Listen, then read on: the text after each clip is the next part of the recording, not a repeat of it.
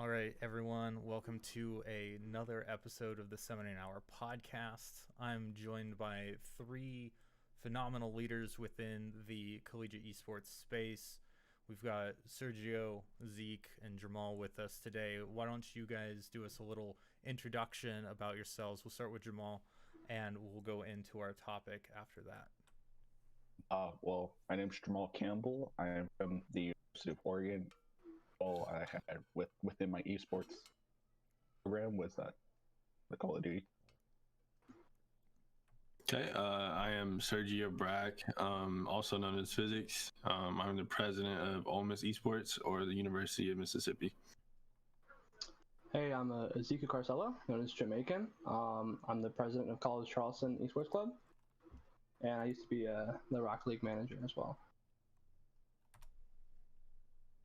Now recording. Oh no, it's going to show Craig. That's going to throw off my entire layout. Oh, I didn't think that one through. Production live. This is what happens. I love it. All right, Craig, you're going to have to go. We're going to have to play it live.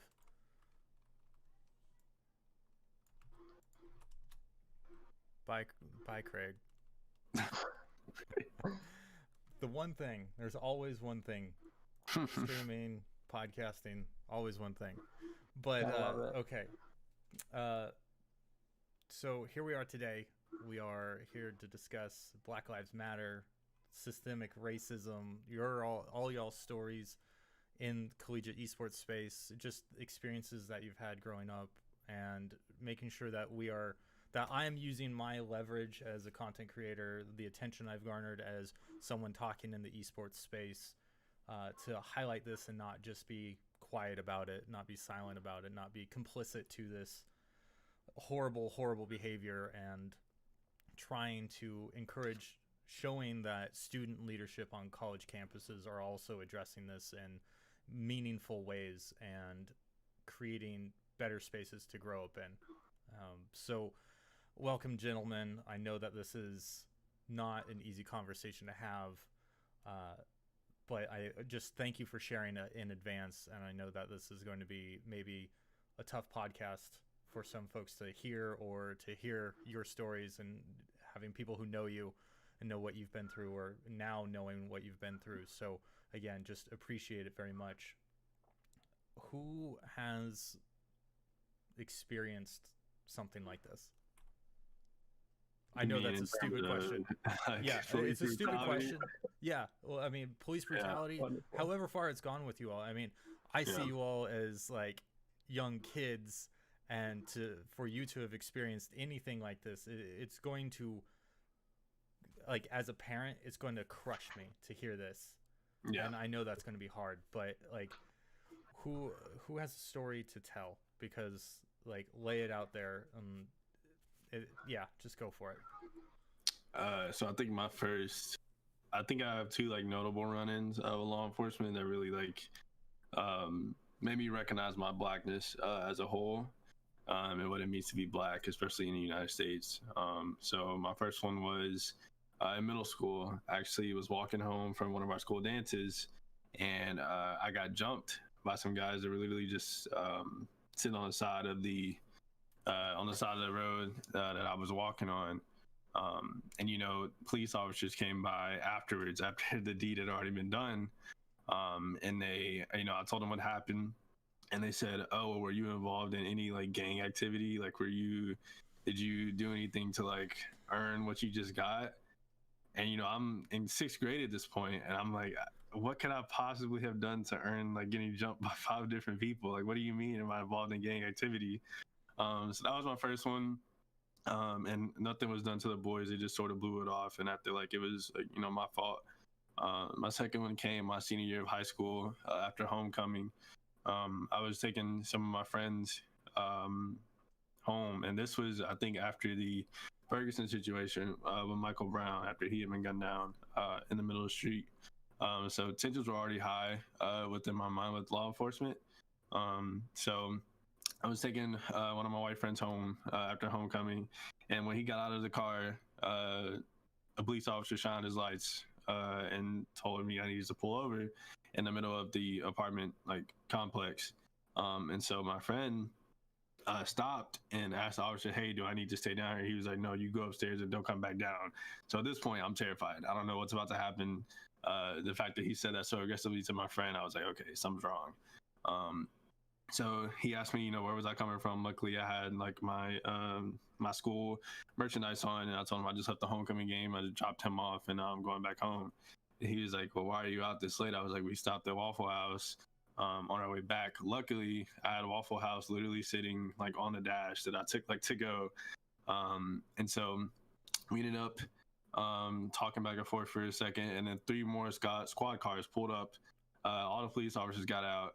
And like I said, at this point, I literally had to take out my phone. I hit record and I put it in the passenger seat next to me because I genuinely did not know what was about to happen. So 3 officers came up to my truck and they said, "Can you please step out of the vehicle?" And at this point, I'm young. I'm still in high school, so I didn't think to ask why. Like, why am I being asked to get out of the car? So they put me up against the car and patted me down and everything, searched the truck. And when I ended up, when it all was said and done, I ended up asking them like, what am I in trouble for? And they told me that I fit the description of a boy that ran away in the neighborhood. So they just wanted to check and make sure that it wasn't me. So I think to this day, that's always sort of been my, people always say like, oh, all police officers aren't like that. And that's fine if you've had like good, encounters with law enforcement, that's perfectly fine. But that doesn't invalidate the bad experiences that people of color have with law enforcement that leads us to have, the behavioral patterns and the attitudes that we have towards law enforcement. So those are my experiences that I think really shaped my opinions. Damn, like 6th grade in high school, and that's what you have to deal with. I mean, yeah. Were you like, did your parents ever have like that conversation with you growing up? Like, I imagine if they hadn't by 6th grade, like after that event, like absolutely, like, were you prepared for any of that in any regard? So in terms of like the talk, the first time I really got the talk, I don't think my parents really knew how to like give it to me. They've always, instilled in me that, you might have to work this much harder than, somebody that doesn't look like you, or you might have to prove yourself this much, dress this way to look professional. But we didn't really have like a talk about police brutality and how to act around law enforcement until Trayvon Martin got killed. That was really, I think, the moment that, besides my own personal experiences, like that was a moment where I really came like in tune with my blackness and understand what it meant to be a black man in this country. And so that's when my parents gave me the talk, because I remember sitting on the couch as a kid and listening to the 911 call of Trayvon Martin, and when George Zimmerman killed him, and just hearing Trayvon like scream and call for help and ask, "Why are you following me?" As his last words like really hit me, to the point where I sat there on the couch as a kid, like bawling my eyes out. And that was the first time that, my parents felt the need to have a talk with me. Yeah, that's hard to hear. Yeah. Really sorry you had to go through that. Yeah.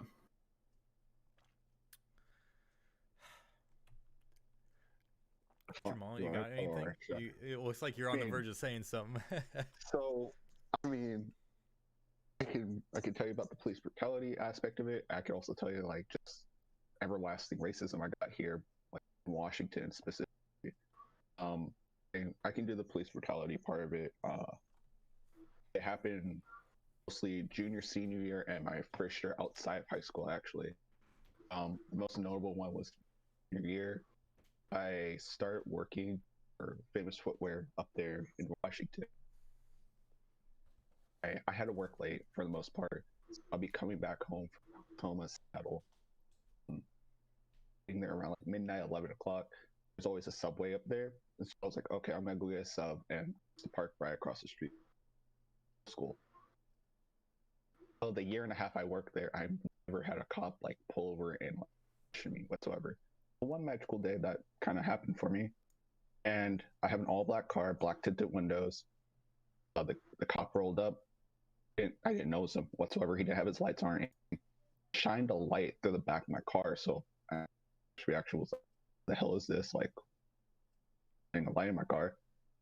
So I pop my light on in my car, immediately bangs on the window, and it startles me. The guy pulls out his gun and took a deep breath. I froze because I was just like, what's going on?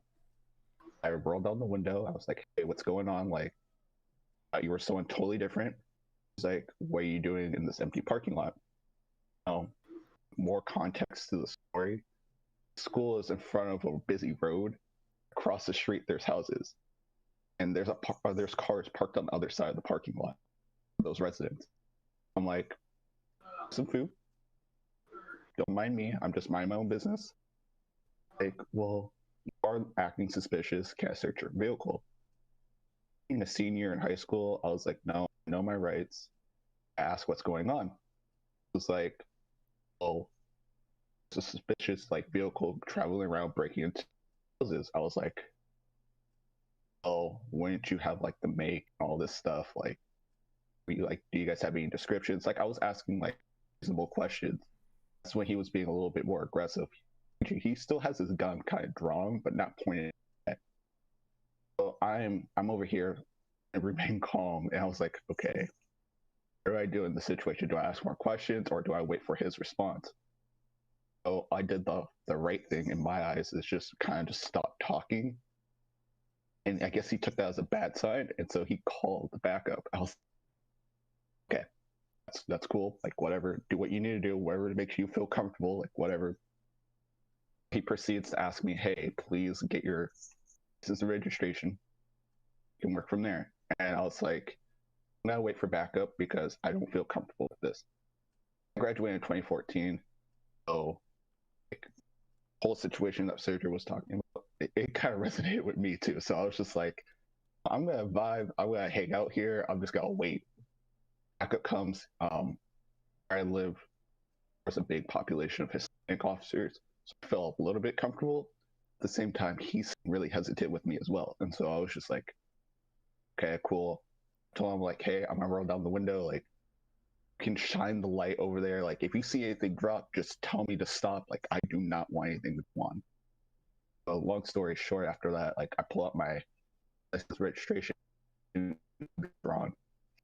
Goes to his cruiser, which is right next to my car. Like, he pretty much boxed me in, and I see him going through, like, searching, looking for anything that was going on with my record, which I'm clean. Speeding ticket, and it's like, I'm sorry to bother you, and drove off.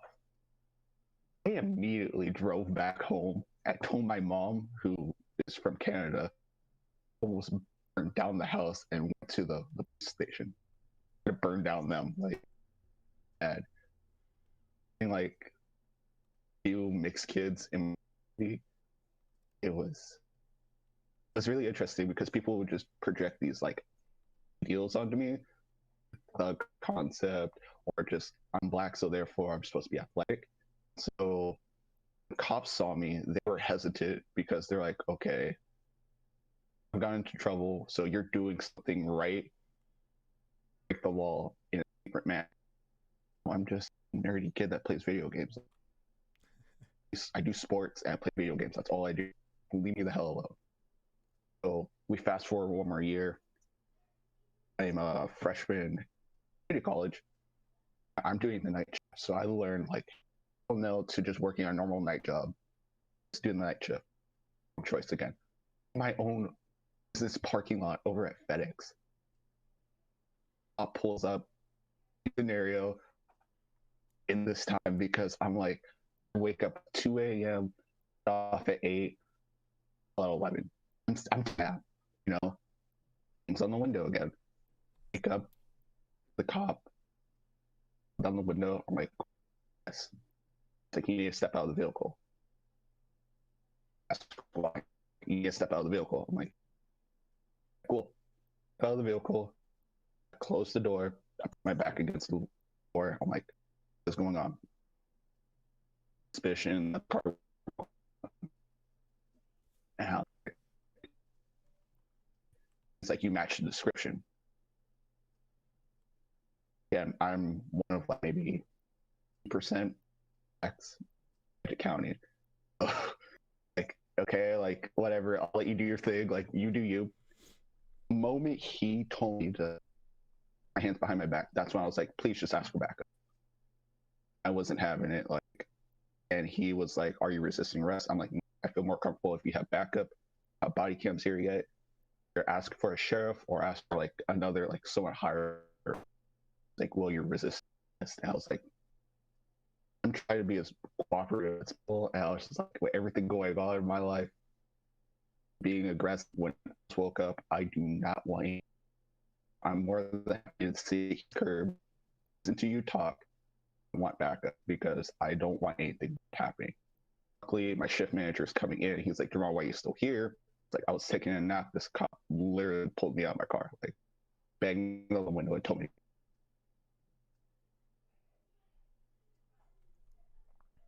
I was there. You froze for a second. You might just have to recap for a second. Okay. Well, depends where you need me to. Your store manager had just come up. Oh, so my store manager comes out. It's white. He's explaining the situation to me. So at that time, Pop looks at me suspiciously. He's like, well, let me just ask for your license and registration. It's like, I've been doing that while we were waiting. Like, are you questioning me? Yes, I have enough confidence to say that because I have my manager there. And he was like, okay, well, just give it to me anyway. I gave it to him. Like, oh, sorry for all the trouble. Like, the right VIN for the car. I'll leave you alone. By the time he's leaving, sheriff officers, like, I guess, like, responded because they were busy. The general community, which is kind of dead anyway. And he asked me what was going on. The whole situation, I've never seen another cop actually rip into like a local law enforcement, which was reassuring to me. The last 2 times this happened, I was like, shouldn't take another officer in this and hell account off the rip. So my experiences, they were always fun. So. Thanks for sharing, man. I'm sorry you went through that. It's not right. I mean, you can contest this, like, for the most part, like, within Washington, like, racism isn't, like, obvious thing. Very subtle and very correct, especially for a person of color. I don't know if you ever know your friends, like, saying, like, stereotypical, like, things about the Asian community, which is really prominent within Seattle. I know other counties, because the Hispanic population is so big, they recognize the subtle racism towards Hispanics. God forbid they see another kid that's like African American or mixed, just identified as a black man with a lighter skin. I had Obama thrown at me, the N-word thrown at me, like all this stuff, and I'm just like, I'm too nice to just sit there and like riot over something because I'm like, not worth getting shot over. I've always very passive about it, but last 8.5 weeks, I just had over it. Yeah, I mean, in my area, like I'm near Seattle, so I mean, there's like the Seattle PD definitely has some bad rap, and it's been since I've lived here. I've lived here about 20 years now, and there's been constant sprinklings of stories of this, that, and the other, whether it was someone from the black community, Asian community, Native Americans. Like it's been, I wouldn't say rampant news, but yeah, there is a consistent trail of this, trail of bodies, trail of incidences, whatever you want, however you want to put it. There is a trail of problems. Even in the last few weeks, little pockets have spoken up here and there, and I mean, it's even so bad where like I've heard various levels of racism thrown at the Russian community, and it's all over the place, and I've never had anything thrown at me. Of course, I'm never going to have anything thrown at me. That's just how everything is built right now. I'm never going to have a problem with this, and it pisses me off a lot that I see you guys going through this, or I hear your stories, and that this, no. I mean, the moment, I don't know if anyone in Hall has witnessed it, but like the moment you have like the clan march your town or something, that you're a human being, that's when I was just like, wow, people are very interesting, very unique general population, being able to make an organization such with such like willingness and that like diabolical. I've had the kitchens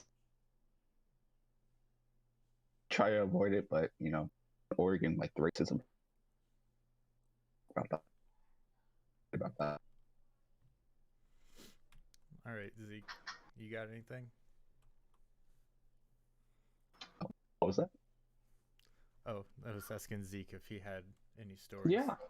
Yeah, no. So for me, like, I'm from Jersey originally, even though I live in like South Carolina now for like the past like 10 years. So, I mean, Jersey, it's not like, I mean, the South. I mean, Serge knows South is, it's still pretty backwards in a lot of ways. But like Jersey, it's like different. Like I had on my dad's side, so my dad's side is like Italian American, mom's Jamaican.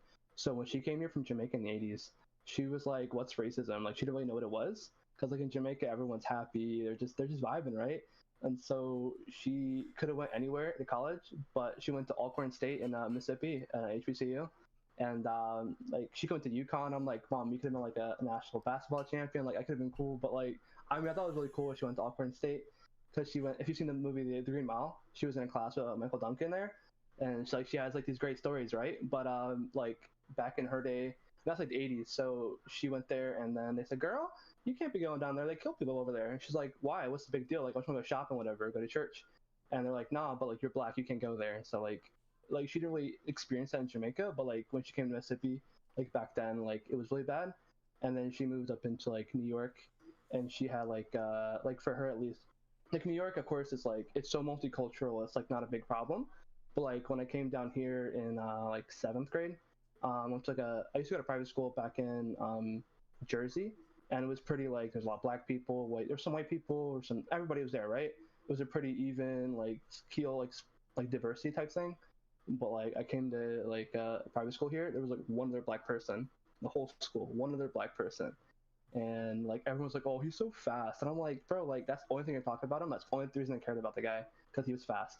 And so like I was there for a year, and like people don't really, I don't know, like whenever I go places, everyone usually likes me. I mean, not saying like I'm like some perfect person, but I'm generally pretty liked. And so I went there, and like I would go sit at lunch with somebody, and like they would leave a table or something like that. I'm like, am I like that weird? I'm like, I don't really understand. And then like I played baseball for a couple months, and I just didn't have a good time there. And then I left, and I came to middle school at like Landrum here. And honestly, I've been living in small towns like my whole life, so I never really had like a lot of run-ins with police, because like there's not a lot of police present. But like in like a Landrum, like I didn't really think about it back then, kind of like what Jamal said. But like back then, like I had a girl ask me, country girl, "Oh, can you say the N word for me?" And I'm like, I want to hear a black person say it. I never heard a black person say it before. And I'm like, what? That's so like whack. And she's like, can you put a hard R on it? I'm like, bro, like what are you asking right now, right? And then she's like, oh, black guys like me because like I have it. And I'm like, listen, like I don't know where this is going, and like stuff like that. Or like this one kid from like even from like New York, he was like, oh, like you're like the whitest black guy I know because you don't play football. And I'm like bro. And I said I had better grades than him, and he couldn't expect that, because like I was a decent, like back in high school at least I was a like a B student. So it was like so foreign that like I was like I guess smart, and like I talked like I didn't talk like Jamaican, right? So I didn't have like a wagwan, like I'd say stuff like that. So like I was like not a real Jamaican. And so like I got like a lot of like it's like stuff like that. Like over the years it kind of gets annoying where you're like, okay, like the joke is like cool once or twice, like if I know you, but like random people like just like insult you like that, it doesn't make any sense. But when I came to Charleston, we had like I was gonna tour, and then that's when they had the AME shooting with the black church down there, and the crazy kid, whatever. And so we had to cancel our trip there because you know of the whole shooting there. And like I didn't think of Charleston like that, like when I was coming down here. And then when you get on campus, you realize there's like not a lot of black people, and it's like all of like my friends, like, you know, I'm like, wait, this is all the black people that are here, like where's the black people at, right? So it's like kind of weird where you don't have a lot of like people that look kind of like you, if that makes sense. And so but like honestly, it hasn't really been to like I have stories like Serge or Jamal, but like the one time I was running a Smash event and I kind of forgot that we scheduled it on, like, we have a big bridge in Charleston. It's like our big focal point for whatever reason. So they run across the bridge, right? And so the big bridge run, everybody comes out. So I live on like Meeting Street, and so I live in a historic house like owned by the college. And so I'm prepping for an event. So I'm like taking like switches and stuff, and I'm gonna run to the student center. And then I realize, oh wait, I'm barricaded in because like there's always like barricades there. Like the police are there. And so one of my like roommates, whatever, he goes out, he goes through it, no big deal. I go out there, and then they're like, hey, what are you doing here? And I'm like, I live right there. Like, here's my student ID, I live right there. And they're like, well, you can't be here. And I'm like, well, I live here. Like, what are you complaining about, right? And he's like, well, let me ask. I can see like if you can leave. And I'm like, bro, like this is a street. Like, you can't just tell me I can't like not live here. And so like I was eventually able to like, I guess, go to my event and stuff. But like stuff like that, where like if somebody else does it and they're not like, they don't look like you, it's not a big deal. But if you do it, like it's like, you know, end of the world, right? But like honestly, so stuff like that, and like you go to school and then you talk to people and you're like they're like token like black friend whatever, or like I got a scholarship for like being a business student. I was the only like person of color in general in there, like not even talking about black, just like person of color in general. And I'm like, this is kind of whack because like I know plenty of black people go to school, good GPA, stuff like that, and like I'm the only person here. Like 30 other students are all white, mostly male. So like it's a little sketchy. And then we fired our like president a year ago or 2 years ago because he was like, I think he was a Sons of Confederacy member or whatever, something like that. He used to own like a Confederate store selling like flags and stuff. I'm like, so now we have a much better president now, thankfully. But we've had our own like, I guess, like issues with stuff like that where like if you go on Meeting Street, there's a Daughters of Confederacy building like right there, and that's where they protested and stuff when we had the protests in Charleston.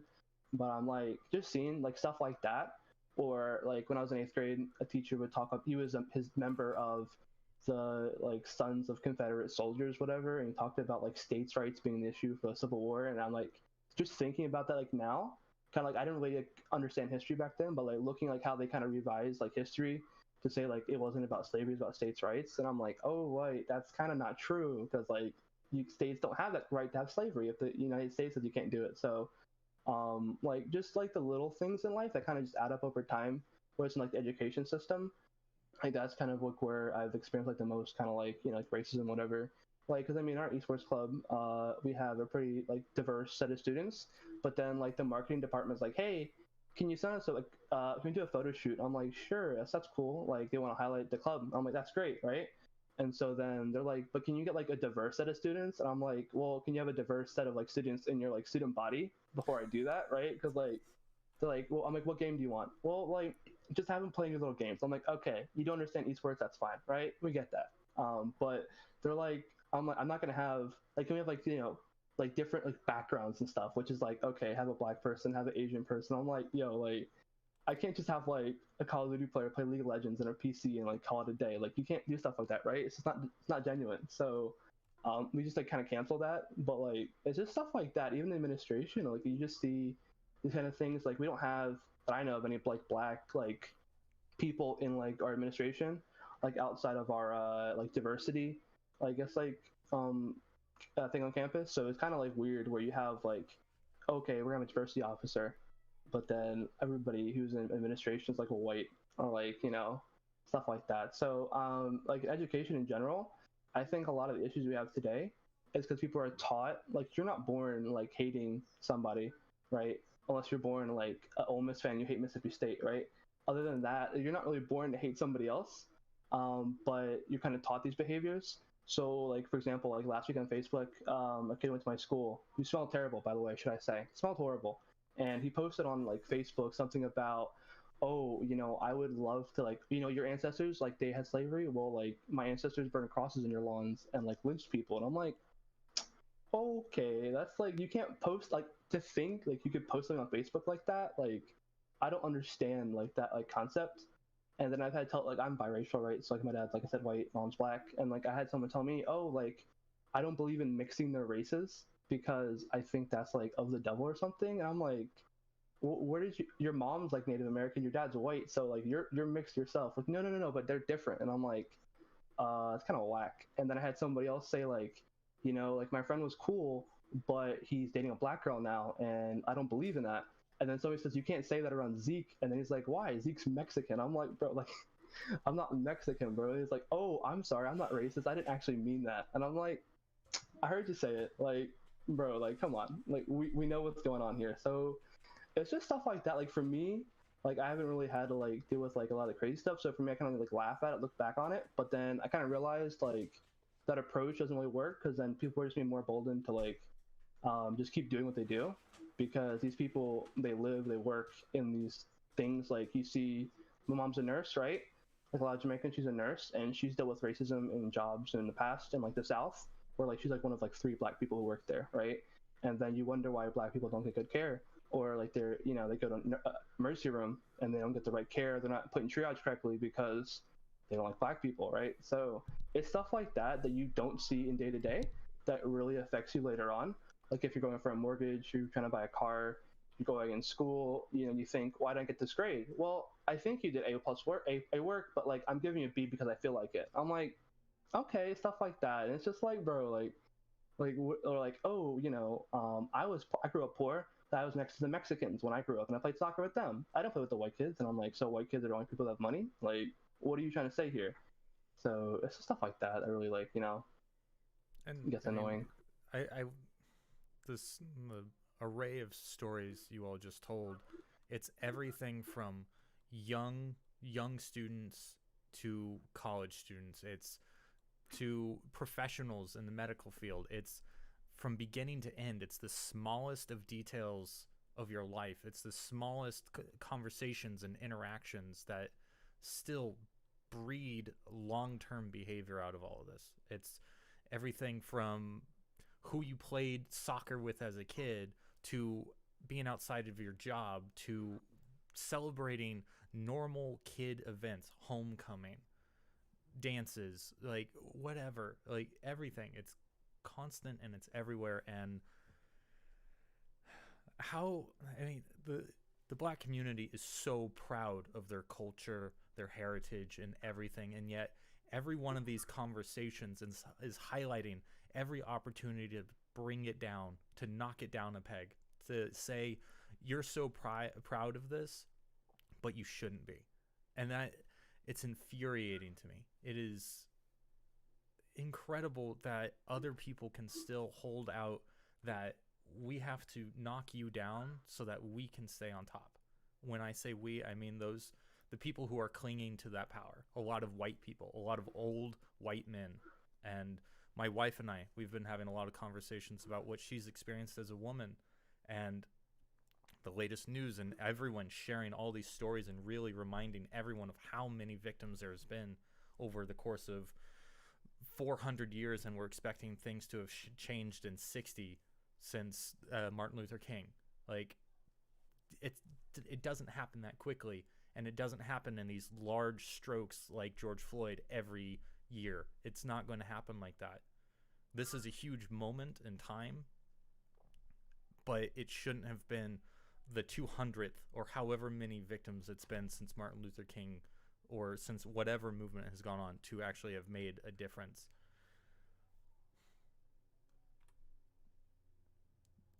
And I mean, to hear that it was even in college leadership for you, Zeke, that it's just down the store outside of your home, that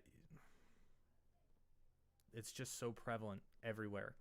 And between now, like, as I'm being recruited for different jobs and everything, and I hear, oh, like, hey, when we want to give you an offer, it's like, but if I know some of my friends who are in the industry who also applied, it's always applying that lens of like, how much did I actually ask? What is the belief system of this studio, and who are they actually hiring? Are they really hiring the best for the job, or are they hiring for diversity's sake so that they can have that photo op, so that they don't get audited?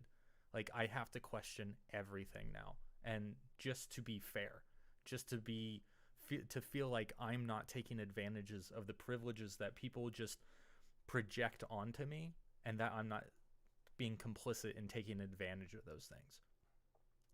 So I don't know exactly where I'm going with this, but I mean, how do you guys wake up in the morning and be like, I'm proud, and hold on to that when everything is trying to take it away from you? For me, I just try to see like the beauty within Black culture. Like music is a really big part of that for me. And it's always so funny to me because like if you drive down the street, especially on college campuses, I feel like, and like majority of the students are playing rap music, right? And like these are the same people that'll be at Ole Miss, like worshiping the Confederacy and calling you the N-word for trying to advocate for taking down Confederate memorabilia on campus, will literally be like bumping Kendrick Lamar across campus and rapping every single lyric to it. And it's like how are you listening to this and then coming back home like with these beliefs? I just can never understand it. So for me, I sort of take the approach of like, it could be worse. I like, and then that's sad to have to be that content with racism, especially systemic racism like at a university. But I always look at it like I could have been Trayvon, I could have been George Floyd, I could have been Tamir Rice, any of these people that have been wrongfully killed just because of the color of their skin. And like I feel like I have an obligation to say something, to do something, because those individuals don't have a voice anymore. So to sit here and like wallow in my sorrows and just act like, oh, woe is me, I've experienced this, I've experienced that, just doesn't, it's not for me. And I think my efforts could be spent, somewhere better, in advocating for these people that, like I said, don't have a voice to stand upon anymore.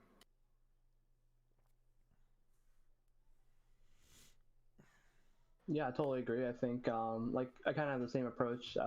Sergeant have some similar music tastes, so kind of always respect like his taste in music. Like Big Crit, for example, Mississippi rapper, one of my favorites, right? Talks about a lot of these issues, and then you see people listen to stuff like that, and then you say, oh, like okay, how do you feel about this issue? And they're completely opposite of what they listen to, and I'm like, well, it makes no sense, right? Like you look at like frat boys, for example, like a lot of like the white frats like on campus here, like they're like really racist people. I mean, some of them can be, I'm not saying all of them obviously, right? Like some are really cool people, some are nice, but a lot of them like they say the most like the dumbest things, and then like you're like, well, how do you believe like this? But then you go to like if you walk by a frat house or a darty, right? And all you hear is like, like Kendrick or like Lil Wayne or something like that. And I'm like, do you even listen to what you like listen to? Like you just have it on for background noise, right? So, but like for me, I think it comes with like education. Like I think being educated on issues is really important. So when you go out and vote, or you go out and you're teaching somebody else, or you're just going out in the public square, like knowing what you're talking about is really key, and like having the right information, right? So like when you look in history, when you look at like what you learn like growing up, right? Like world history, for example, like no one talks about like Mansa Musa, right? One of the richest men in the world. He was an African from the country of Mali, right? So you look at stuff like that, you don't really learn a lot of things where like people say, oh, Africa's all poor people, and I'm like, that's not even true. Like, I mean, it's like stuff like that. These little things, how they're like, they don't understand like the world they live in. They just kind of look at like their part in their small town or their country, whatever, where they live, and they kind of see what they want to see. But I think if you're more educated on like the world in itself and how it works, I think people would kind of change their mindsets. And I think it's all about like kind of changing hearts and minds. But for me, I mean, I think you kind of have to be hopeful, because if you're not, then you're just like, what's the point of living at that point, right? If you don't have a hope for a future. So I kind of always been, I mean, I think sometimes people have like, oh, I'm always positive 24/7. Like you can't always be that, because life isn't always good. Like you're gonna have tragedies, you're gonna have bad things that happen in life, right? So it's kind of a toxic mindset sometimes to have, where people are like, oh, just stay positive, a little hydro flask, whatever, like disco girl type thing. But I think it's definitely important to kind of just take life in like one day at a time, right? The only thing you can do, or else you're gonna feel overwhelmed. And then like you see like people commit suicide and stuff like that, and you say, well, how could you do that? And it's like, well, if you kind of get overwhelmed by things, you feel like you can't make a difference, you can't make a change. But I think for every voice you multiply it, amplify it, you can make a difference, together, kind of thing, So For me, it's kind of a mixture of both. Like, wake up in the morning, yeah, I'm alive, cool. Quickly listen to music as well, like between Cole, sometimes other various like rappers. I try to surprise. I try to stay away from like papers because here in Oregon, we're just like, oh my god, Little Xan's so amazing. Oh my god, ICP is really cool. Like, it's really hard because when you go on campus, it's the same example like everyone else has shown where like you listen to Kendrick, the actual context, they're listening to like Kurt, which was really shocking when I came on campus. Like, few people knew outside the black community who Big Kurt was, let alone Ludacris. But like, it was like amazing when sitting here like, oh, you know, like the meaning of these songs, and they're like, oh, that's not what he's trying to portray. I'm like, there's a literal Culver's where he's talking about Trump manipulating poor white folk, like try to provoke racism, and you don't want to hear that, do you? You just want to hear him say the N word, and I'm like, okay, cool, like bet, whatever. And like when it comes to like the educational part of it, like being a STEM major, like, switching from like physical therapy to like psychology, seeing like statistics, I'll stick with like just statistic wise, in like lack of diversity within those types of majors, it also points here that like, oh well, maybe black people aren't that educated, and you're just like, no, like most black people are like educated in their own sense, business, medical, whatever you may be. Like, just because you don't see it within your university doesn't mean you're also don't go to HBCUs like Howard or anything like that. My girlfriend's brother goes to Howard. He's a pharmacist. It's amazing when I wake up every morning and I have this notion people think I'm inferior here. Like, do our own thing. We just keep a low profile, and then when you see us in like a hospital setting or courtroom, a student tie on and like or articulate words and just be emotional. Outside of that, flip that switch off and like cruise around and like have a good time. Doesn't mean we have a double life. It just means we know how to control work. And it's kind of like my mindset for the last like 5.5 years. Bailey, my girlfriend, she's from Berkeley, so I don't know about you guys from the East Coast, but like Berkeley is equivalent to like, Oxford down in Ole Miss, where like they will protest anything that's racist or anything that they're pissed off about. So it has made me realize there are certain things in Black history where you don't address, and made me realize I need to be academic part. Being educated really helps when I see ignorance within my campus. Be polite, be like, hey, you should look this up, some facts, like stuff, because maybe like something works. Sometimes people call me and go back to where I'm from, and just ignorance is bliss, and that's why I don't want to accept it. They wanted to just live blindly. Frustrating.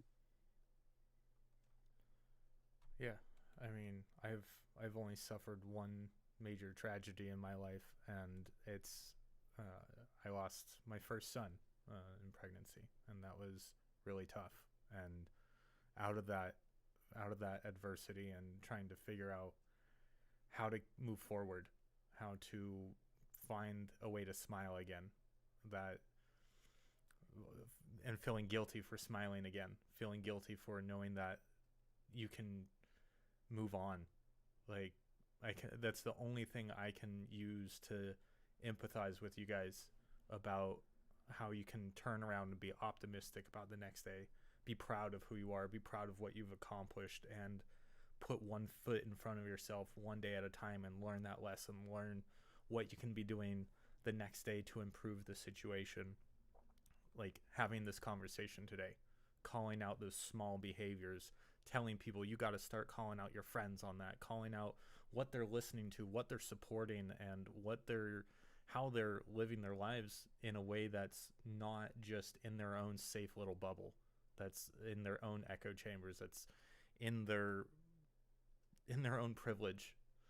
Yeah, I mean, I don't listen to a lot of hip hop or rap, and when I I listen to music for white noise, absolutely.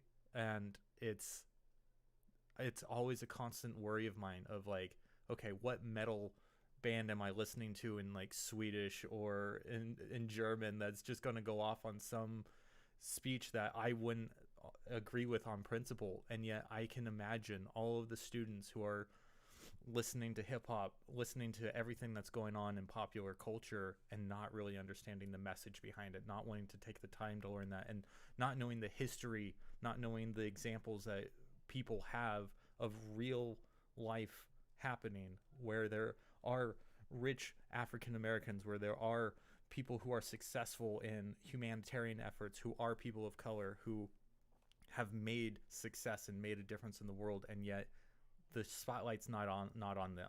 The spotlight isn't going to show them off. It might at best give a little, oh yeah, there's this person over here, but we're going to talk about this white guy right here.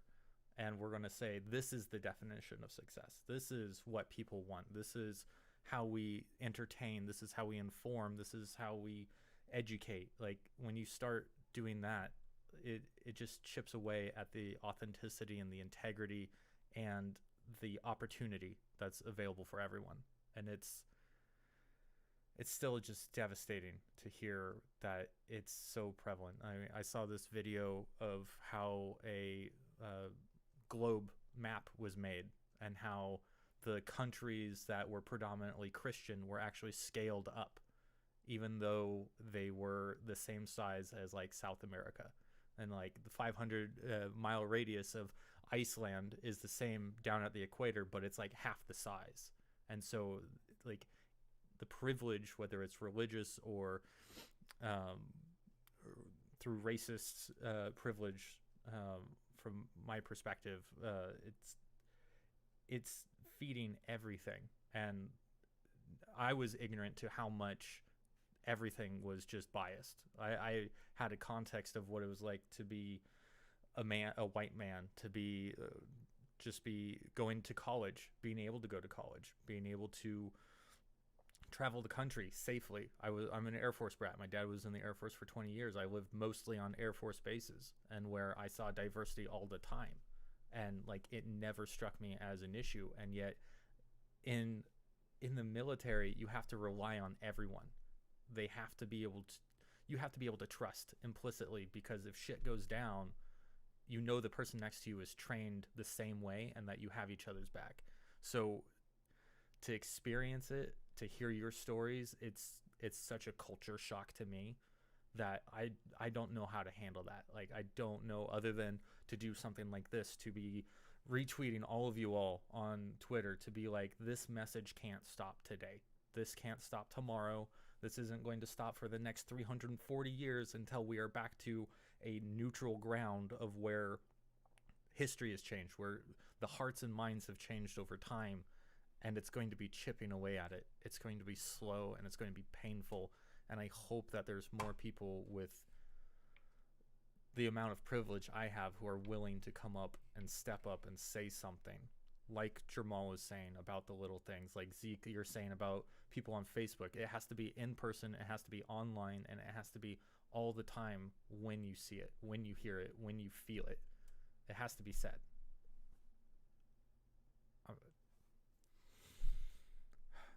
And again, as a parent, guys, I'm crushed that you guys have gone through this. It's not fair to you, and you deserve better. I'm not that much older than you guys, but in context of people who are been in office forever, I'm not that much older than you, but I wish my generation could have done more for you.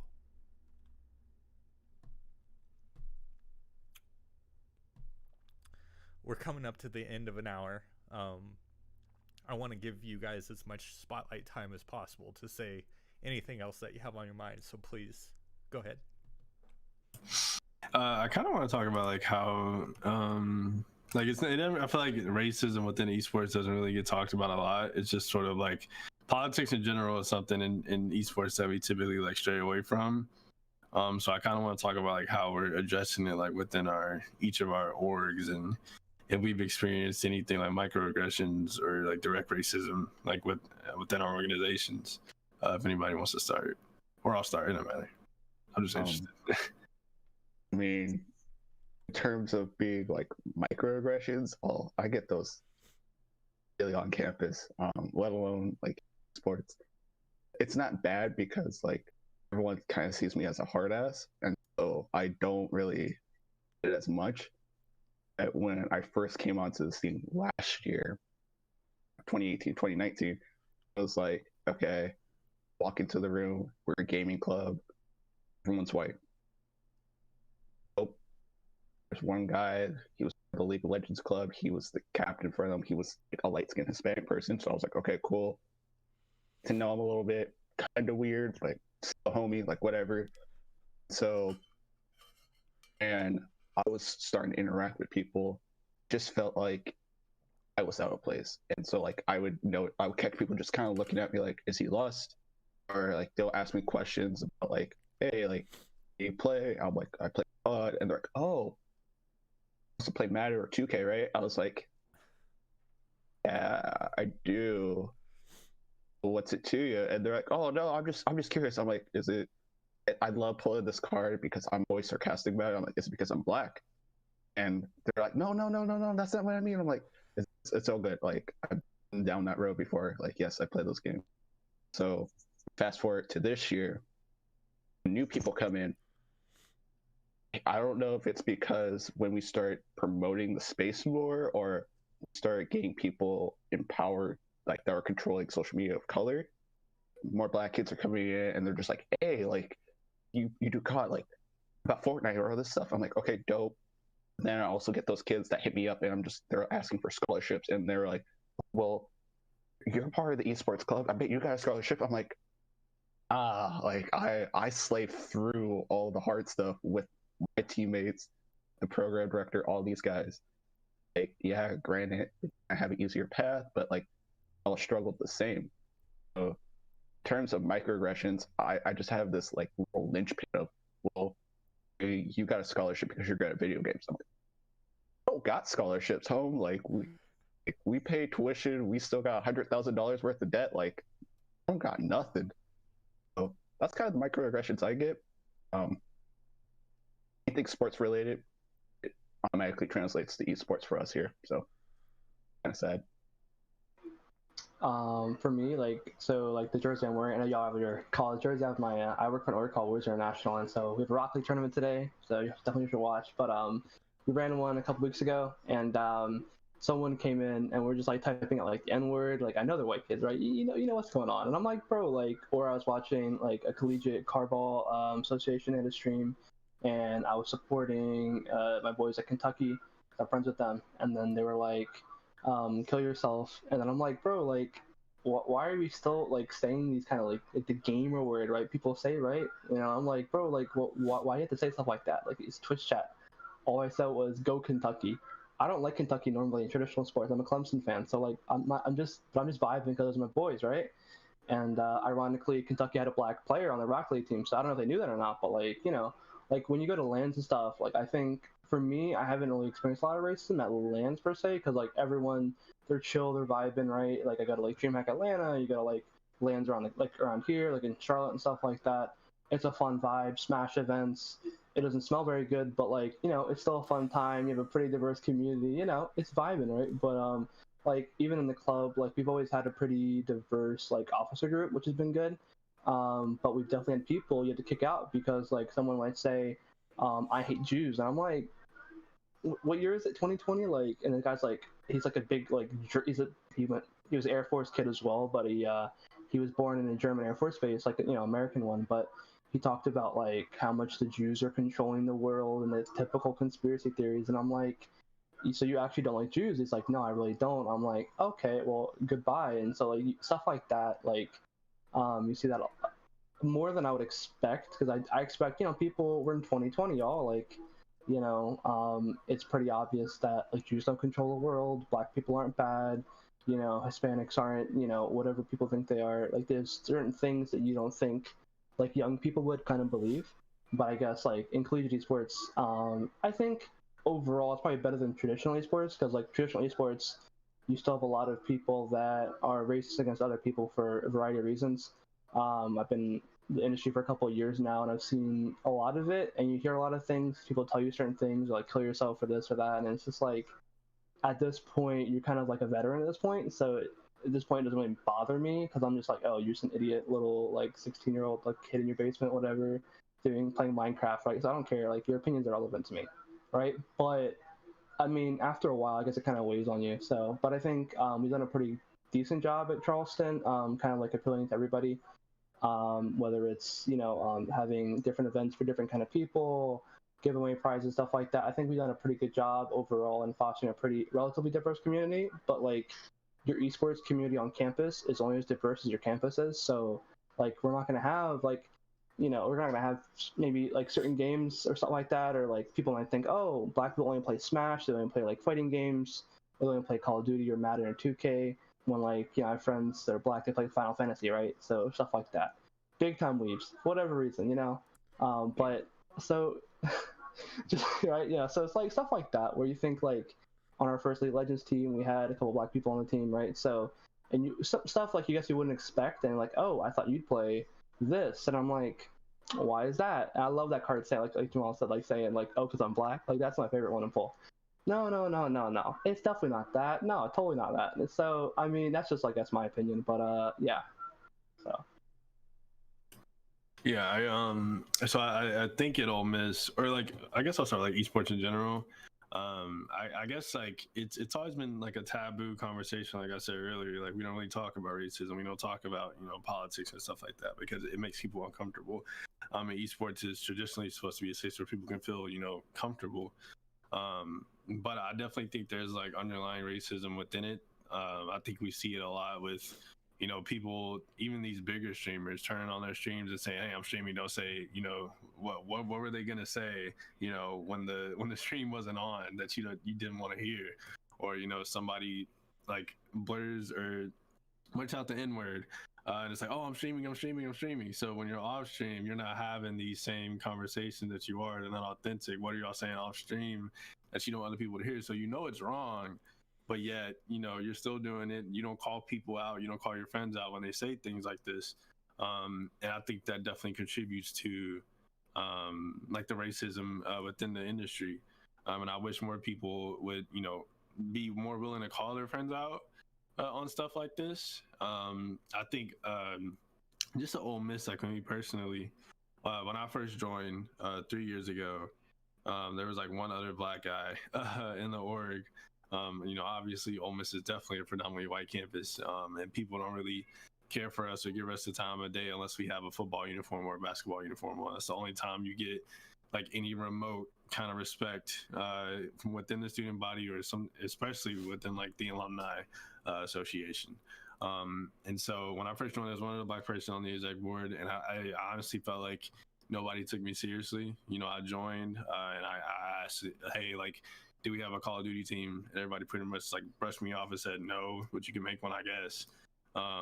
And so like from that day forward, I was like, okay, like I'm gonna actually do this and make sure people actually start taking me seriously. And like with the CCL, and then with the Ole Miss COD team, I finally got some respect. But even to this day, I feel like I still have to go above and beyond to keep that respect, because so many people, if I have one slip up, I feel like people are gonna jump on me and be like, okay, he is incapable of being the president of this org, because of underlying issues they have with like my race. And I think one of the things that Ole Miss esports that we've really done to like influence is we like it was a taboo conversation even within Ole Miss. Like in our Discord, we never talked about politics, never talked about current events like within the world that had to deal with racial issues, sexuality, religion, anything like that. But like we're starting to see these conversations in our Discord every single day, and they're healthy conversations. People from both ends of the spectrum, talking about their experiences with law enforcement, talking about their experiences with other various issues, and it's healthy conversation, and I think it's so great to see. But I just think that within esports, it's kind of hard to pinpoint, and in a way I'm kind of glad that this is happening in the time that it is in now, because it's showed me like the true hearts and attitudes of so many people within this industry, especially like people that I considered peers within collegiate esports, and to see not even just saying anything like in it as like opposition to the Black Lives Matter movement, but to just not say anything at all, to not ask for information on how they can help, to not ask or check up on how you're doing like during this time, and to just carry on like with your life. And it's a privilege just to not be able to say anything, to not be able to log on to Twitter and just like have your heart sing every day that you have to watch people like Ahmaud Arbery or George Floyd be murdered on camera like in front of you. And it really, really, like, of course I'm not going to say any names, but like it really broke my heart to see some of these people that I considered close to me just brush over this and act like it just wasn't a big deal. And then those same people, I might add that, as soon as rioting, looting started happening, they jump on it quick. Like, oh, I can't believe these animals are doing this. I can't believe this is happening right now. When you don't know the frustration, you don't know the pain and like the anger we felt like for this many years of watching this happen. I've been watching Black people be beaten and murdered on camera since I was in elementary school. I'm 22 years old now. How can you like have so much faith in a system that's supposed to protect you when you've consistently watched them murder your own people that look just like you, when you have to sit there and think, oh, like that could have been me on a regular basis? That's a thought that we have to have. So I encourage like other esports personalities, other esports organizations to use your voice wisely, especially if your organization benefits from people of color. Some of these universities, especially in terms of athletics, literally thrive off Black talent and Black athletes. So the fact that some of these universities refuse to change their ways or make statements is daunting to me. Ole Miss, we still have Confederate statues on campus that we've been trying to get taken down for years now. Ole Miss has, majority of their football and basketball team are full of Black males. So like that's just like a slap in the face to me, to not want to do something and to not want to change to make your campus more inclusive to the people you benefit from. Our football team brings in so much revenue for Ole Miss. I think that's where majority of our revenue, maybe besides alumni donations, comes from. And just I don't know. I like esports. I definitely think is in a better space than a lot of others when it comes to racism, for sure. But I definitely think a lot of that is disguised by the fact that we don't have these conversations and we don't talk about it. I think if we talked about it, I think if people started calling out their friends when they do say something stupid or say something out of the blue that can be considered racist, I think a lot of this stuff would come to light, and I think people wouldn't look at esports as this perfect slope that it really is not. And that's not to bash esports and say that like we're a terrible terrible thing to be in and that you just shouldn't join any esports organization. But I do think we ourselves have a lot of work to do still. And I wish we would have the conversations more so that we could see that we do still have a lot of work to do. You actually caught my attention when you were talking about the sports part, because here at Oregon, like our football team, I checked this like information for it. They're bringing like $235 million football revenue alone, and we don't even talk about the basketball team here. Like people say University of Nike, like yeah, we are, but it's one of those things where I have athletes like freshmen and basketball team hit me up and like, hey, let's play COD. And it's crazy to think that we have pioneer statues that have racist roots, not towards Black people in Oregon, but towards the Native American people. Like you start to think, well, if they were racist towards natives, you can associate that with like Black people as well here in Oregon. For the last, I think, 7 years, there's a hall called Detty where person's name was affiliated with the KKK. Black Alumni Association and like the student task force of Black students demanding that to be moved. It's like, nah, like our board of trustees don't want to do it, or they'll turn around. President Schill, who a lot of the people on our campus hate, I'm comfortable saying that because I hate him now. But this man is paid more than the football coach and the basketball coach combined, I believe. Guy drives up in an Aston Martin. He's like, "Oh, we don't need to take it down. Like, it's fine. Like, we have a lot of people that like less money and that would be really disapproving. So the rest of the camp is both black, white, and brown, whatever you want to call it now. And it's just like, well, why can't we take it down?"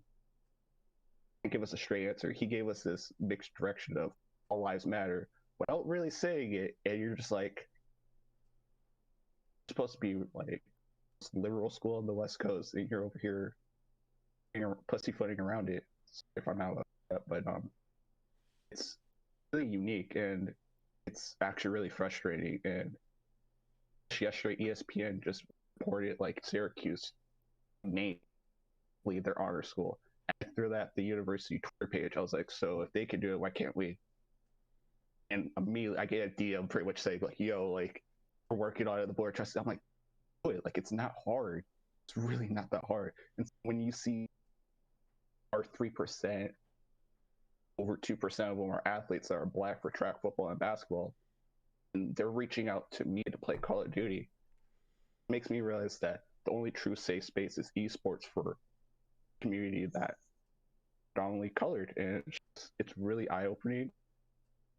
I just was wondering, is your guys is like students or even the program directors there like to help you guys like diversify like esports community, or let alone just promote people of color on campus, not for the program's sake but just to have for perspectives? Because I know my program director, like, he comes to me asking for advice on certain things or how to use the right verbiage, and I respect that highly because it acknowledges like his ignorance a little bit, but at the same time it's just like he wants to make sure he's not pissing people off. Like for us, I work pretty close with our student life department. They've been really, really good to me so far. So we've done some like I guess some cool things on there. Like, okay, help us understand like your community, whether it's esports in general or kind of like how we service people. Because originally the typical stereotypical is a white kid, he's like an adult, he's a male, that's who plays video games, right? So I kind of have to educate them on that first, right?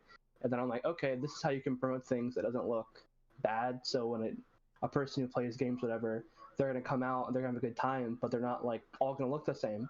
And kind of like explaining that, or like to our marketing department, I'm like, okay, you have all these student athletes, right? Like you said, predominantly black people, and like I was kind of surprised, like a lot of ours didn't really speak out or anything, which is a little saddening, right? Because you look at these guys, they have big Twitter followings, and they don't really say anything, and it's a little concerning. But I mean, it is what it is. But you could easily like because they always complain about like attendance might be like iffy like basketball games. I'm like, okay, you want more gamers to come out, we can do that, we can help you, because I know they all play like FIFA, COD, and stuff like that, because like they come to my house. I like my roommate is a basketball manager, so like we had one of our 6-man, he came out and we made food and stuff like that. I love my cooking because my cooking's great, so just putting it out there because I season my food unlike other people. But yeah, like I mean, it's like really simple. Making content isn't honestly that hard, right? So they're doing like the traditional sports model of, okay guys, let's make a poster, let's have this, and then waste a bunch of money. And I'm like,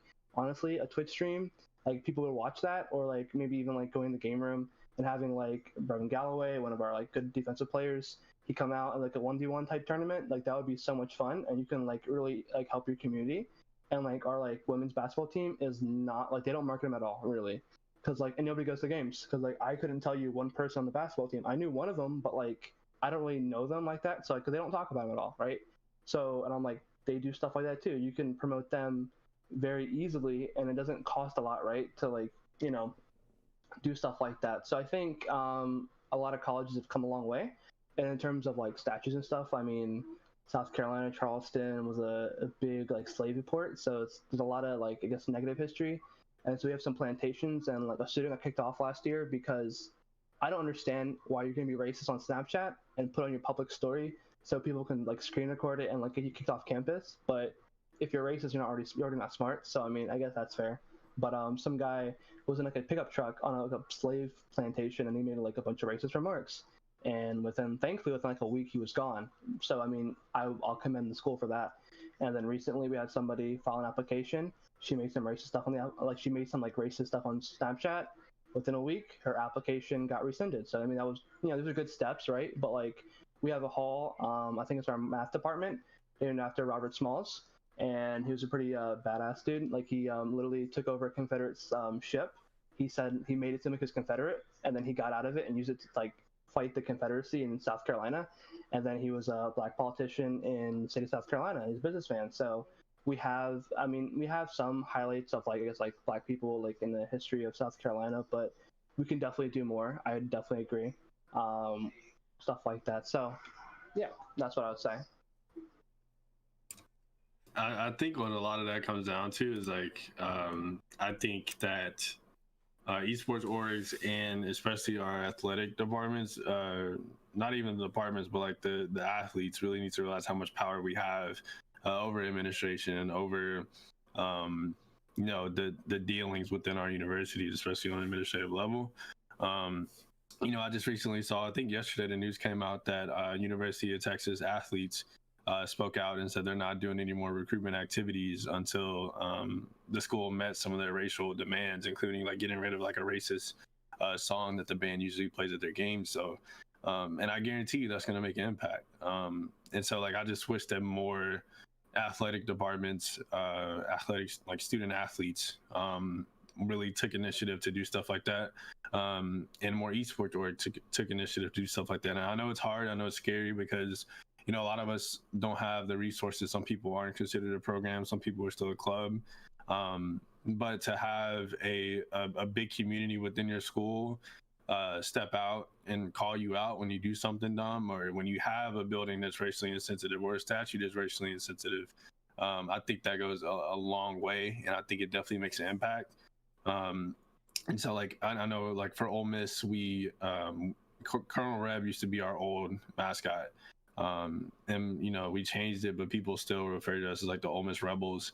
And no sports team or anything has really like left the Rebel name behind, so it's still like it's always been a racially divisive term within the school. And just recently we came to the executive decision to completely cut that out of like Ole Miss Esports, so we're not going to be referred to as the Ole Miss Rebels, like the COD Rebels, the Rocket League Rebels, like any longer.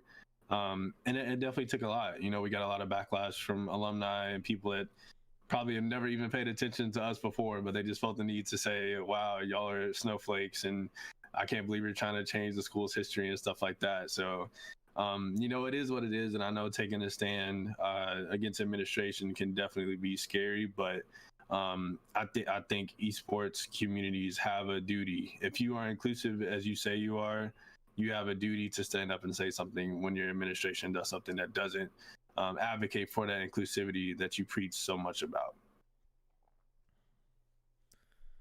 Guys, it's been hard but a wonderful conversation. I'm immensely proud of you guys and the work that you're calling out right now, the things that you're doing to establish esports in a much better place. I mean, you are starting at below ground with how society is, culture is, your universities, wherever they're at, with inclusivity, diversity, and just fair treatment overall. They're having to address their history, American history, all at once. And the fact that you are laying the groundwork for those next presidents, those next team captains, those next players to be coming into a space that's more welcoming, that's more safe, that's more mind and heart appropriate to include everyone. Like, that's incredible work that you're doing, and you haven't even left school yet. It's going to carry forward into your professional lives, and it's going to be a huge part of that slow shift as esports and collegiate esports really takes off over the next 5 to 10 years. And so, as much as you all wake up and being thankful that you're alive, I'm thankful for the work that you guys get to be doing every day with your other students, your peers, and calling them out, being network driven in college, and being how close that you all are already tied together through Discord and having those conversations. Just stay tight together, stay close with each other, keep unifying esports as you have been. I'm grateful to have you all talk with me and be who I would consider peers in the collegiate esports space, knowing that all I do is this podcast, and talking with everyone and trying to make sure that your work is highlighted. This is another brand of that work, and it's not pretty work, it's not glamorous work, it's not well recognized work, but I just want you all to know I see you, and I'm doing what I can to make sure others see you and that you're not treated this way going forward. Thanks, guys. I really appreciate it. No problem. Thank you for having us.